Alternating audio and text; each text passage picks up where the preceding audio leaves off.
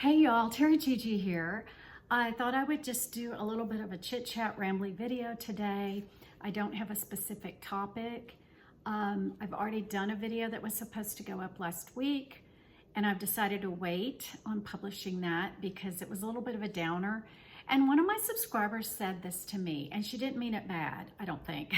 She said, "I appreciate how introspective you are." And I thought, introspective? I don't want to be introspective. I just want to move forward. But I realized that I have been kind of going through a real introspective process since Scott retired. But this is on another topic. It's on dementia. I'm going to wait to do that video, publish that video for a couple of weeks because I wanted to just do a chit-chat video in between. I didn't get anything up last week because I was in Texas at my mom's apartment. I have a trip to Colorado with Scott and my mom and my brother and sister-in-law, and we are doing such a cool thing on this, couple of cool things on this trip, and I'm gonna vlog it, snippets of it. I'm not gonna be on my camera the whole time, but I am gonna vlog it for y'all because I want you to see what this looks like because we think it's gonna be really neat what we're doing. So look forward to that coming up. And then I have friends coming, our annual MER Sister Weekend, and then we're home for a couple of weeks, and then we're gonna do this funny thing.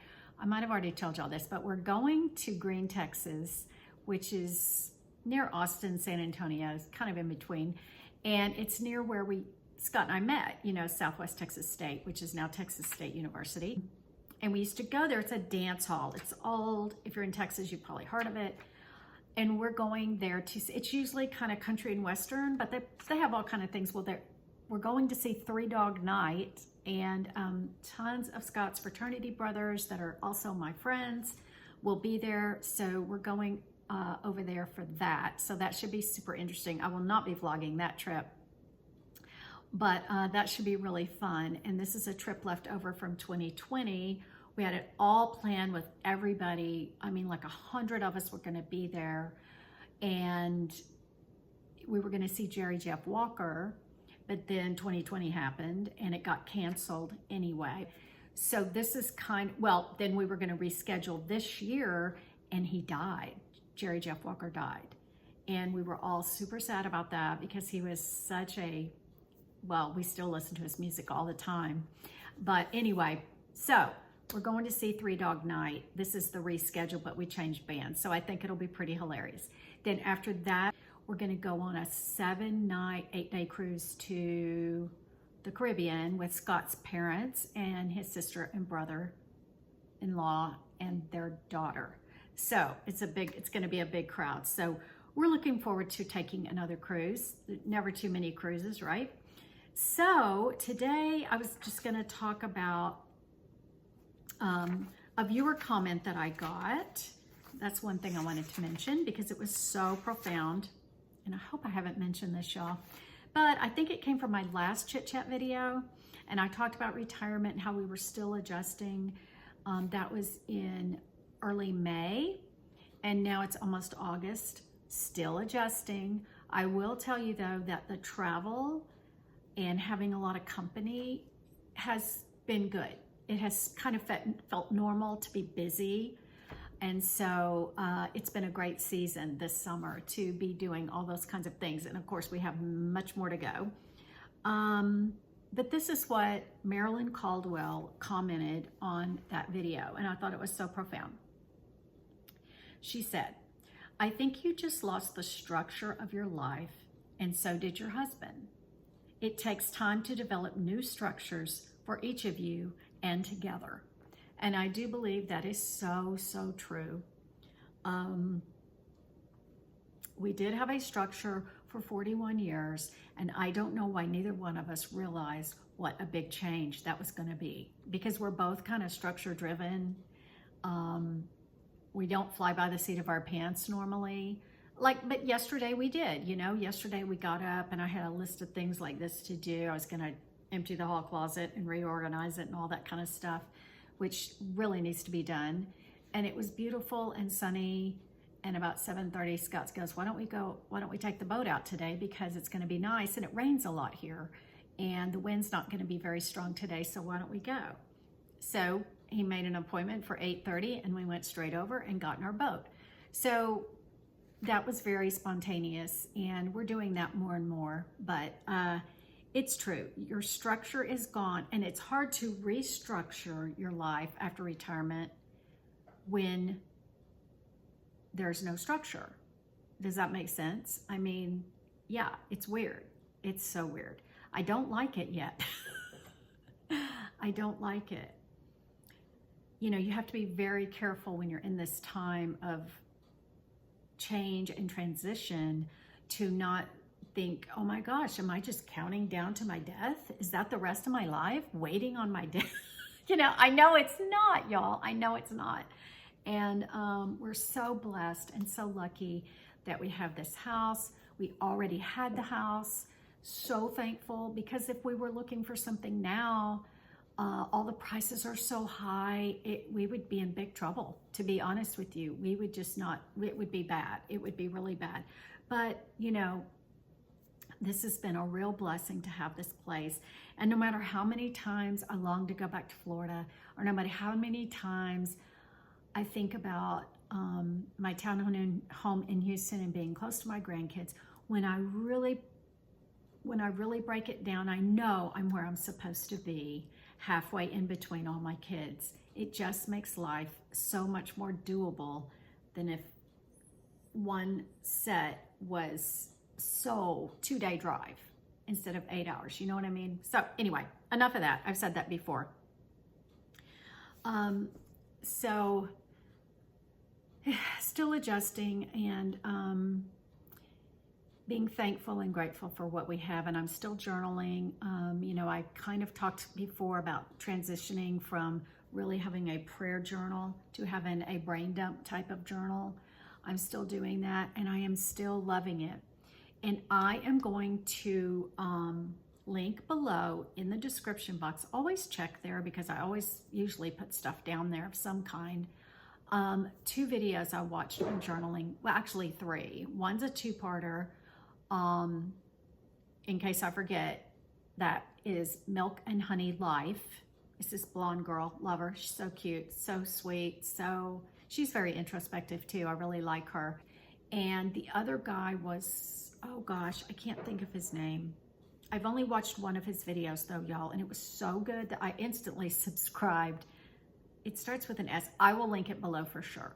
So go check his video out on journaling. Really interesting, y'all. Really interesting stuff about it. I've promised forever and ever, y'all, and I apologize again that I have not done my hair video about my hair falling out. It's because I don't want to tell y'all to buy something, and I've told you this before, and I'm trying out something. I'm sorry, y'all. I just want to really wait till I have some idea, and so far, it's not going too good. I have learned that my particular hair falls out in stages, and I was on a really long stage, and that of it not falling out, and that made me think that what I was doing during that time was working, and all of a sudden, y'all, overnight, boom, it's in that same place where I just feel like it's falling out every day. Very upsetting. I can barely talk about it. But I am going to tell you my favorite products to make it not look quite so bad and quite so thin. In fact, you know what I'm going to do? After this video, I'm going to go get everything I use, and I am going to do a video on it. So that'll be next. I think I told y'all I had a great visit with Luke and Layla, and I think I told you about Lorelai coming, and we had such a good time. It's so fun to have your grandkids at your house. When they're young, it's a blast, but as they get older, it's good too. And one thing I did with Layla, she is 15. Yeah, she just turned 15.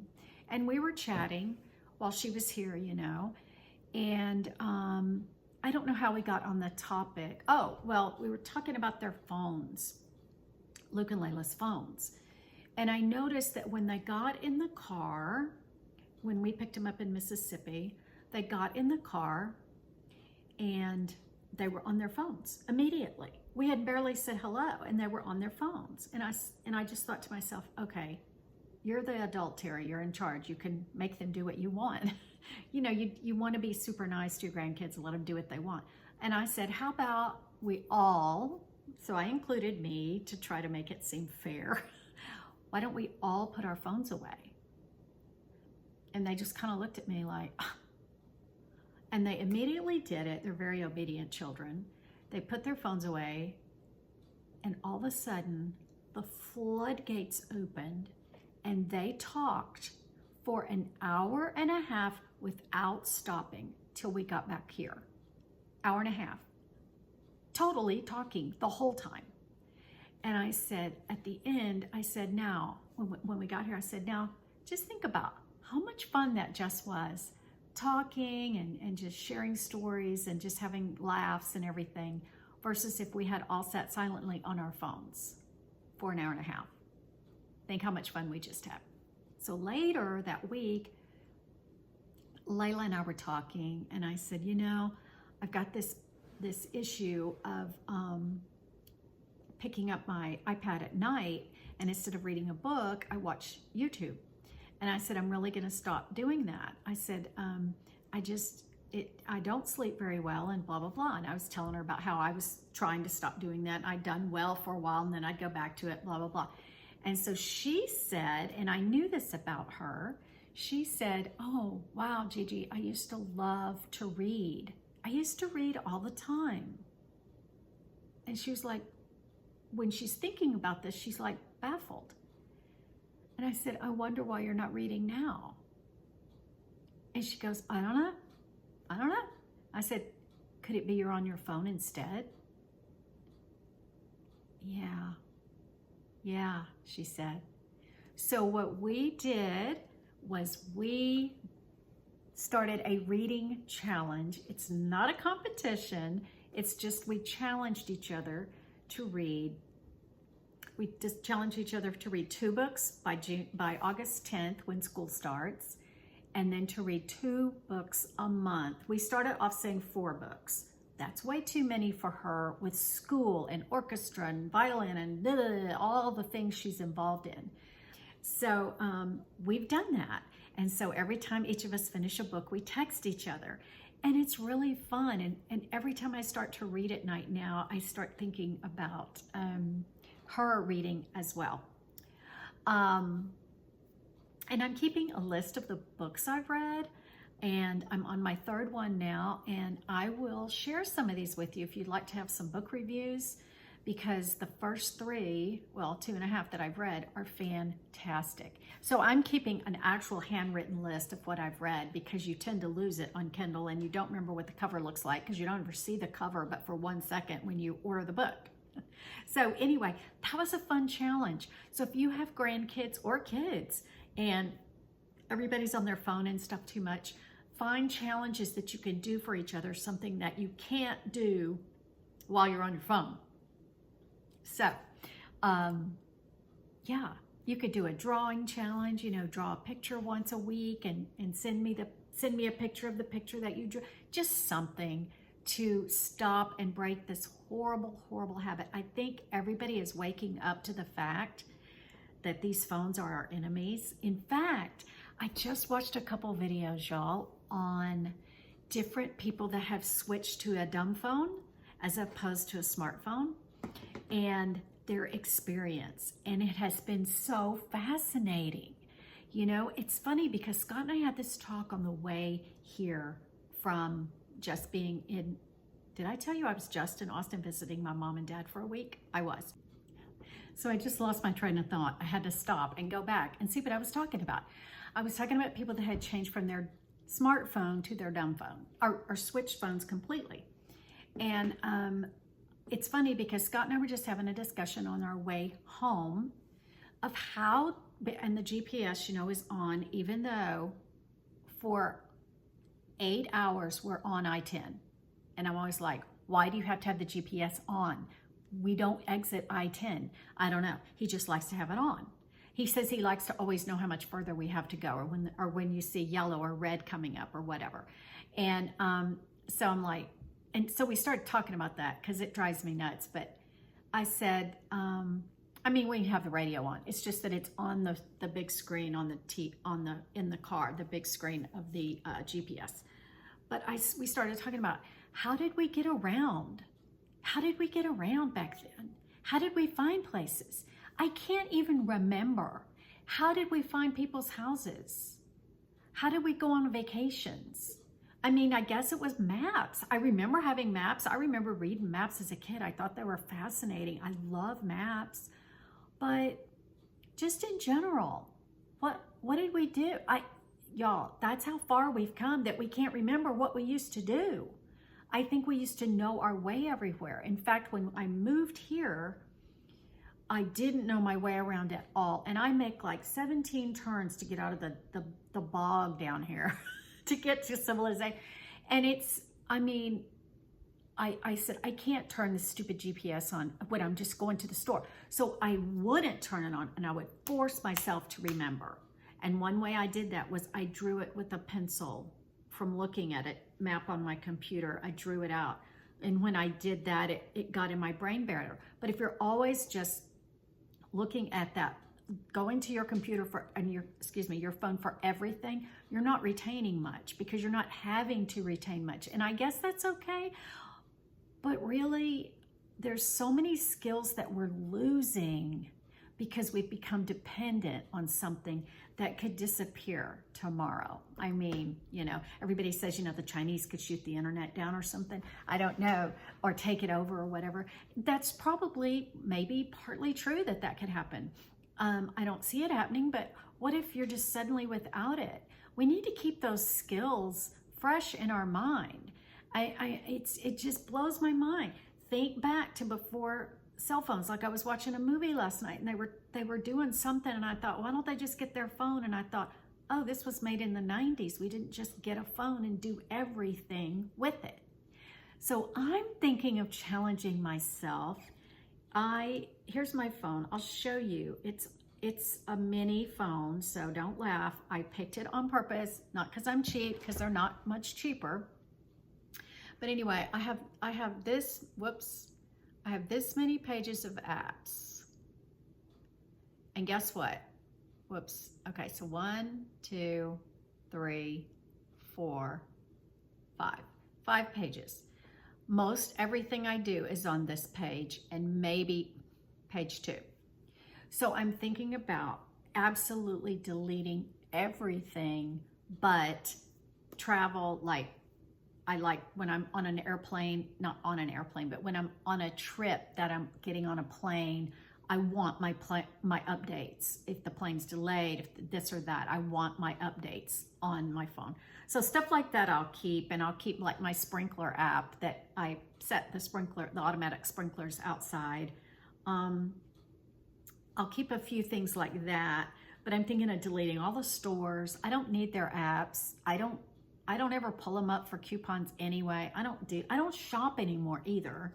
So I'm gonna get rid of all of those. I'll keep a few things. I'm gonna delete my games because that's such a waste of time.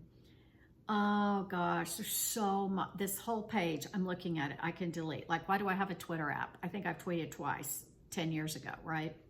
This whole page, like, I don't need this stuff. I don't need a Starbucks app. Why do I even have it?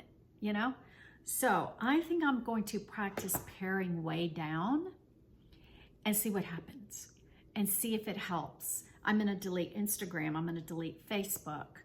I never go to Facebook. I broke that habit. So I think I can break Instagram too. Not that there's anything wrong with Instagram, and I'll still probably post once in a while, but I'm at the bottom of the heap now because I don't post every day. It's like you're punished. So it becomes your job. Some people, it is their job, but even if you're just regular and you just want to post things on Instagram and you want your friends to see them, if you don't do it every day, you're punished. This is weird, y'all. This is totally weird that you're punished for that. Why can't they just let everybody's stuff come up? Why do they have to push some people to the front? It's pick and choose. They're choosing who they want to show up. So anyway, it's annoying. I don't like it. My whole phone, being with my grandkids has shown me, you know what? The only way to change people is to be the change yourself. You be brave enough to get a dumb phone or turn your iPhone into a dumb phone, except in rare cases. If I'm dying to look up Instagram, I can download it. But what I'm gonna try to do, this is my goal. Everything that I wanna do with the internet, I have to be sitting with this, and this has to be with me on the table. I have to be sitting here.